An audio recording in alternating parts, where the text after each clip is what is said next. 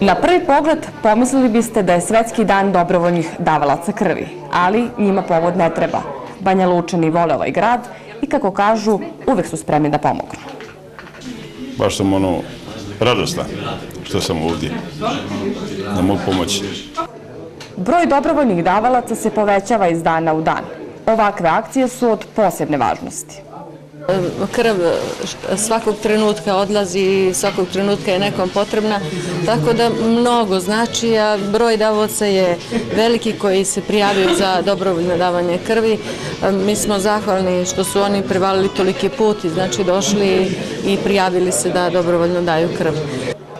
Pomažemo našem narodu ovdje zato što smo mi jedan narod, zato što se suosjećamo sa našim narodom i zato što će to uvijek biti tako i uvijek ćemo biti tu da pomažemo za njih.